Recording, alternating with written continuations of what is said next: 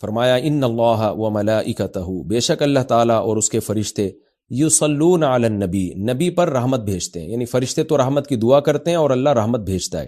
یا ایھا الذین آمنوا، اے لوگو جو ایمان لائے ہو، صلو علیہ، نبی پر خصوصی رحمت بھیجا کرو جس کو اردو میں درود کہا جاتا ہے، وسلموا، اور سلامتی بھیجا کرو، تسلیمہ، سلامتی بھیجنا، یعنی خوب سلامتی بھیجا کرو۔ تو یہ آیت جب اس آیت کی وجہ سے علماء نے یہ مسئلہ فقہاء نے بیان کیا ہے کہ زندگی بھر میں ایک مرتبہ درود بھیجنا ہر مسلمان پہ فرض ہے، کیونکہ اللہ نے حکم دیا ہے، اور الامر بشیء لا یقتضی التکرار، جب کسی بات کا آرڈر دیا جاتا ہے نا تو وہ ایک دفعہ کرنے سے وہ آرڈر پورا ہو جاتا ہے۔ تو اللہ نے ہمیں درود کا حکم دیا تو زندگی میں ایک دفعہ بھی اگر ہم درود پڑھ لیں گے تو یہ فرض ادا ہو جائے گا، جیسے کہ کلمہ توحید زندگی میں ایک دفعہ پڑھنا فرض ہے، باقی جتنا پڑھیں اتنا اچھا ہے۔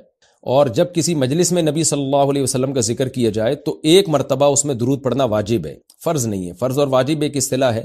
فرض کا مطلب ہوتا ہے جس کی دلیل یقینی اور قطعی ہو، تو چونکہ قرآن نے درود پڑھنے کا حکم دیا تو وہ چونکہ یہ نہیں اللہ نے کہا کہ ہمیشہ پڑھتے رہا کرو، بلکہ پڑھو، تو ایک دفعہ پڑھنا اس قطعی یقینی دلیل کی وجہ سے فرض ہے۔ تو فرضیت ایک ایسی چیز ہوتی ہے جس کا انکار کرنے سے انسان کافر ہو جاتا ہے، کیونکہ اس کی دلیل بہت مضبوط ہوتی ہے۔ اور دوسری حدیث میں آتا ہے کہ وہ شخص بخیل ہے کہ میرے سامنے اس کا تذکرہ کیا جائے اور مجھ پر درود نہ پڑے۔ تو اس حدیث یہ چونکہ خبر واحد ہے، کیونکہ ظاہر ہے قرآن جس طرح تواتر کے ساتھ ثابت ہے، اس طرح اخبار آحاد جو خبر واحد ہوتی ہیں وہ اس طرح تواتر کے ساتھ ثابت نہیں ہوتی، تو اس میں تعویل کا بھی امکان ہوتا ہے۔ تو اس لیے فقہاء، خاص طور پر احناف جو ہیں، فقہاء حنفیہ، انہوں نے فرض اور واجب ایک ٹرم بنائی ہے شرعی مسائل کو سمجھانے کے لیے۔ تو اس لیے انہوں نے کہا کہ جب کسی مجلس میں نبی کا نام آئے نا تو اس مجلس میں ایک دفعہ کم سے کم درود پڑھنا واجب ہے۔ واجب کا درجہ تھوڑا سا فرض سے نیچے ہوتا ہے کیونکہ وہ حدیث سے ثابت ہے۔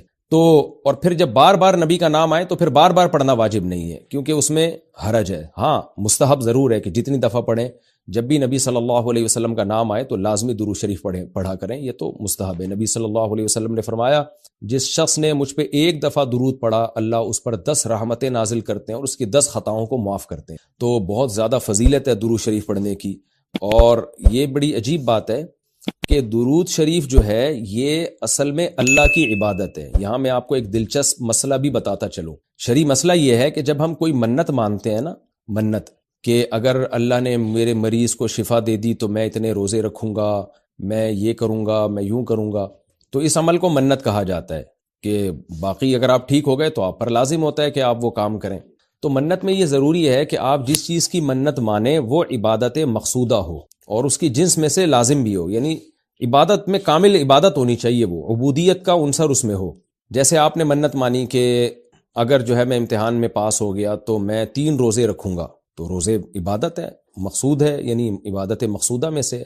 لیکن اگر آپ نے منت مانی کہ میں اگر امتحان میں پاس ہو گیا تو میں وضو کروں گا، تو وضو چونکہ مقصود نہیں ہے، عبادت مقصودہ نہیں ہے، وضو سے مقصد تو نماز ہوتی ہے، تو وہ منت آپ کے اوپر لازمی نہیں ہوگی۔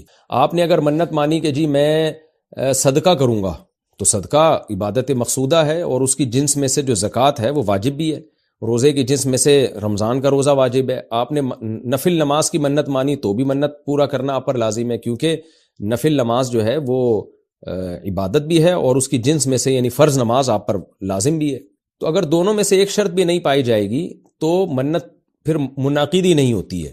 جیسے آپ نے کہا کہ میں جو ہے وہ اگر امتحان میں کامیاب ہو گیا، پاس ہو گیا، تو میں جو ہے اپنے والدین کی خدمت کروں گا، تو یہ خدمت ثواب تو بہت ہے لیکن عبادت مقصودہ نہیں ہے، عبادت مقصودہ نہیں ہے، تو یہ منت آپ پر پورا کرنا لازم نہیں ہوگی۔ خدمت تو کرنی چاہیے، ماں باپ کی خدمت سے بڑھ کر تو دنیا میں کوئی نیکی نہیں ہے، لیکن عبادت مقصودہ نہیں ہے۔ مقصودہ کا مطلب نماز، حج، یہ سب چیزیں جو ہے نا مقصود میں آتی ہیں۔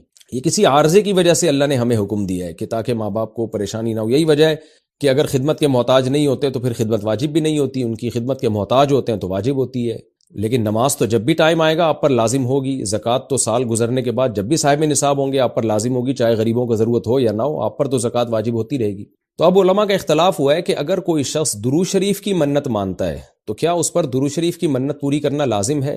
تو بعض علماء نے کہا کہ نہیں، کیونکہ درود شریف بھی عبادت مقصودہ میں سے نہیں ہے۔ اس کی پہلے میں اور آسان مثال دیتا ہوں، جیسے تلاوت۔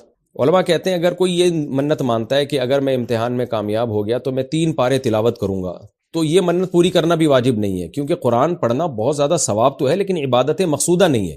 بلکہ مقصد قرآن سے کیا ہے کہ آپ کا دل بنے اور آپ کو آخرت کی یاد تازہ ہو، آپ کو شرعی حکام کا علم ہو۔ ثواب بہت ہے، ہر ثواب کا کام اصطلاحی عبادت نہیں ہوتا، خوب سمجھ لیں۔ عبادت کی بھی دو قسمیں ہیں، ایک عبادت ٹرم ہے، اصطلاح ہے، اور ایک عبادت مجازن ہم عبادت، ہر اچھے کام کو عبادت کہتے ہیں۔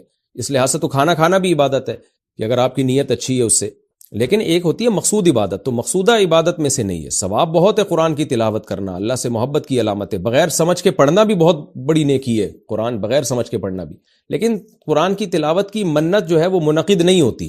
تو اسی طرح اب یہ اختلاف ہوا ہے کہ اگر کوئی درود شریف کی منت مان لیتا ہے کہ اگر میں امتحان میں کامیاب ہو گیا تو میں 100 دفعہ درود شریف پڑھوں گا، تو کیا یہ منت پوری کرنا واجب ہے یا نہیں؟ تو بعض علماء کہتے ہیں کہ واجب نہیں ہے۔ وجہ اس کی ہے کہ درود شریف عبادت مقصودہ نہیں ہے، کیونکہ درود شریف کا مقصد تو یہ سید الانبیاء محمد صلی اللہ علیہ وسلم سے محبت کا اظہار، تو یہ نماز روزے کی طرح نہیں ہے۔ لیکن راجح قول یہ ہے، جس پہ فتویٰ دیا گیا ہے، کہ یہ منت پوری کرنا واجب ہے، کیونکہ درود شریف عبادت مقصودہ ہے، اور عبادت مقصودہ ہے اور اس کی جنس میں سے واجب بھی ہے، فرض بھی ہے۔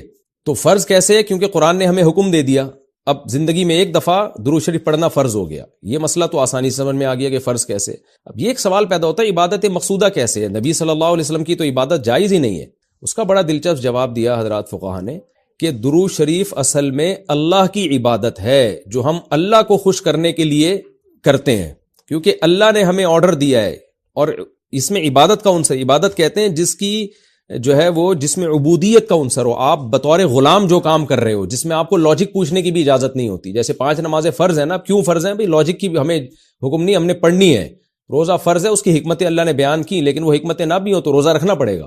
تو درود شریف بھی عبادت مقصودہ میں سے ہے، اس لیے کہ اللہ نے ہمیں حکم دیا، تو ہم اللہ کو خوش کرنے کے لیے اللہ کی غلامی کے طور پر پیغمبر پر درود بھیجتے ہیں۔ تو اس سے درود شریف کی اہمیت بہت زیادہ بڑھ جاتی ہے، اور اس میں بہت ساری حکمتیں حاصل ہو جاتی ہیں کہ ہم اللہ کو راضی کرنے کے لیے، کیونکہ اللہ نے ہمیں حکم دیا ہے، جیسے نماز کا حکم دیا، زکوٰۃ کا حکم دیا، اللہ نے کہا کہ تم یہ عبادت کرو گے میری، یہ ہوگی میری، کیونکہ دعا عبادت ہے۔ دعا میں کیا ہوتا ہے؟ ہم اللہ سے بھکاریوں کی طرح مانگتے ہیں، تو اللہ نے کہا اور دعائیں تم مانگو نہ مانگو، یہ والی تو اسپیشلی تم پہ فرض ہے۔ ایک تو الاطلاق دعا مانگنا ہے نا، لیکن اسپیسیفک کوئی مخصوص دعا مانگنا تو فرض نہیں ہے، لیکن یہ والی دعا مانگنا ہم پہ اللہ نے فرض کیا ہے کہ تم نے پیغمبر کے لیے رحمت کی دعا کرنی ہے، یہ تم پہ فرض ہے، یہ مجھے خوش کرنے کے لیے فرض ہے۔ تو یہ عبادت ہے، لیکن اللہ کی عبادت ہے، اور نبی کے لیے دعا ہے یہ۔ تو اس سے درود شریف کی اہمیت بھی بہت بڑھ جاتی ہے، اور ہمیں سید الانبیاء صلی اللہ علیہ وسلم کی اہمیت کا بھی پتہ چلتا ہے کہ اللہ نے پیغمبر پہ درود بھیجنے کو اپنی عبادت قرار دے دیا ہے۔ تو سید الانبیاء صلی اللہ علیہ وسلم کی بھی ویلیو بہت زیادہ بڑھ جاتی ہے۔ جیسے قرآن میں آتا ہے نا کہ وَرَفَعْنَا لَكَ ذِكْرَكَ، ہم نے آپ کے تذکرے کو بلند کیا ہے۔ تو کیسے بلند کیا؟ علماء نے اس کا جواب دیا کہ نماز میں بھی درود شریف ہے، اور اتحیات میں نبی صلی اللہ علیہ وسلم پہ سلامتی بھیجنے کو اتحیات کا حصہ بنا دیا گیا ہے، اور اذان میں اشہد ان لا الہ الا اللہ کے ساتھ اشہد ان محمد رسول اللہ کو بھی ایڈ کیا گیا ہے۔ تو اس سے سید الانبیاء صلی اللہ علیہ وسلم کی بہت زیادہ فضیلت ثابت ہوتی ہے۔ تو اس لیے درود شریف کا اہتمام کرنا چاہیے۔ جیسے شریعت میں بعض عبادتیں بعض اوقات میں زیادہ پسندیدہ ہیں، آپ دن میں نوافل پڑھیں اس کا بھی ثواب ملتا ہے، لیکن یہ نوافل آپ رات کے آخری حصے میں پڑھیں تو تہجد بن جائے گی، بہت زیادہ ثواب ہو جائے گا۔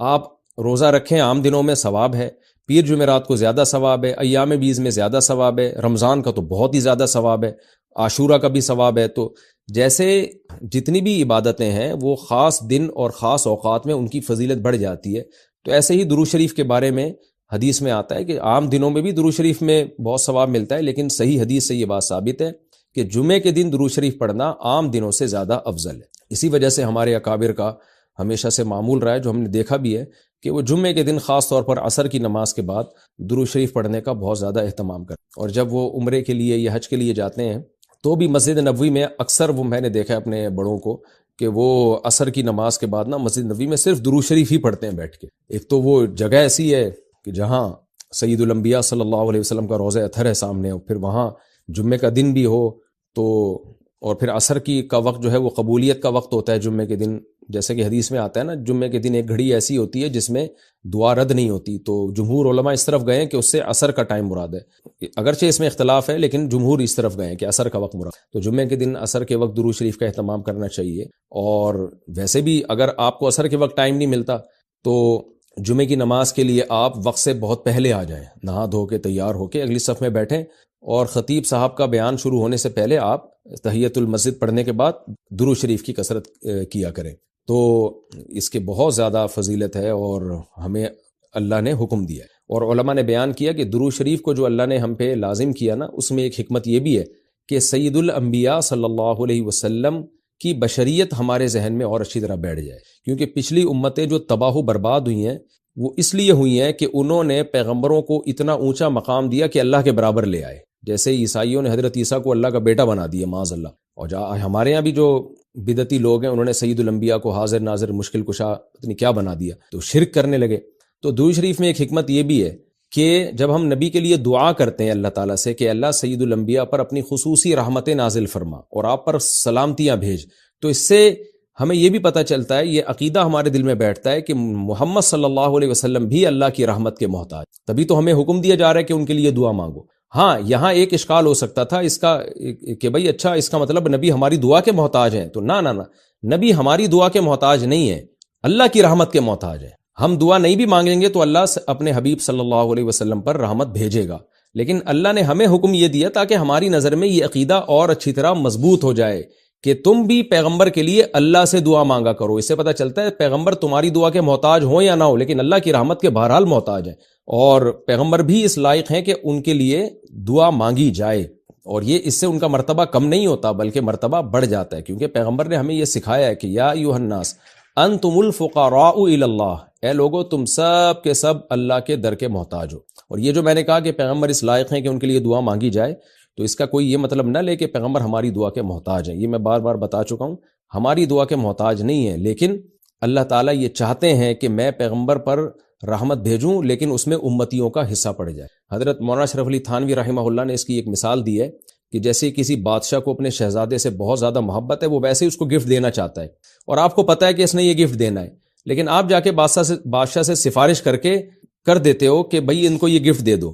اس میں آپ کا مقصد یہ ہوتا ہے کہ بادشاہ نے تو کرنا ہی ہے، تو بادشاہ کے دل میں ہمارا مقام بھی بڑھ جائے گا کہ دیکھو جو کام میں چاہتا ہوں تو یہ بھی مجھ سے وہی چاہتا ہے، اور اس سے نبی صلی اللہ علیہ وسلم سے بھی آپ کا تعلق بڑھ جائے گا، اور یعنی جو شہزادہ ہے نا اس سے بھی تعلق بڑھ جائے گا آپ کا.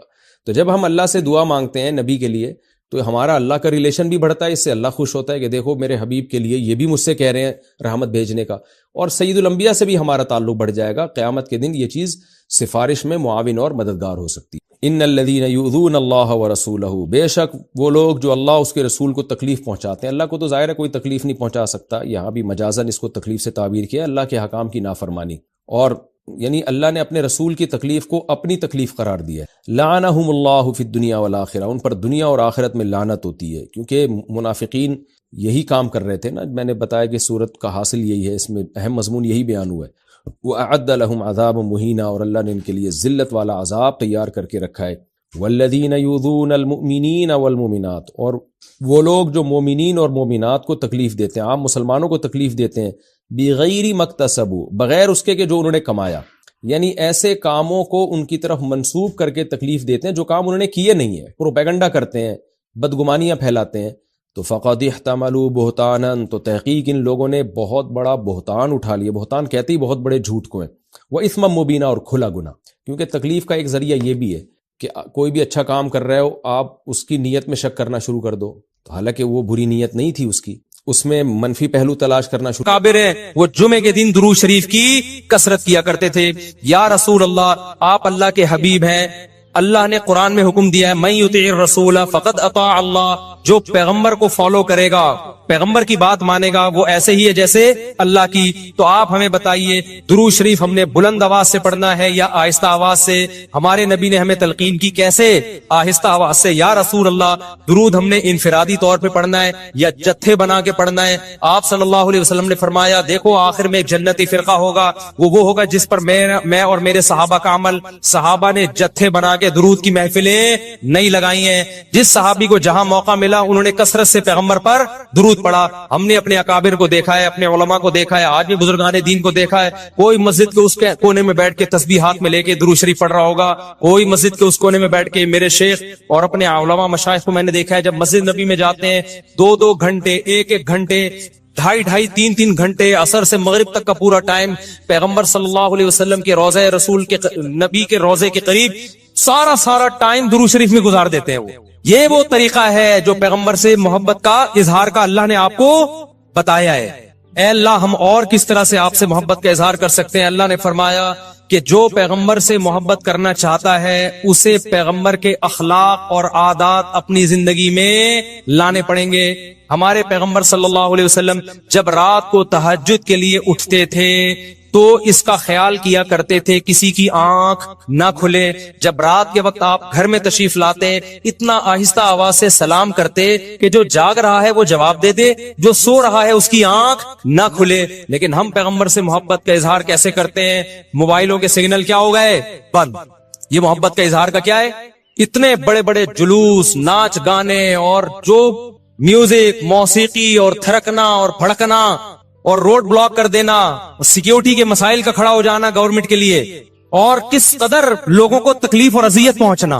یہ پیغمبر صلی اللہ علیہ وسلم کی سیرت بولو نہیں ہے. یا رسول اللہ ہم آپ سے محبت کے اظہار کے لیے کون سا حلوہ پکا سکتے ہیں؟ ہم نبی سے محبت, جب تک پیغمبر سے محبت نہ ہو ایمان قابل قبول نہیں ہے.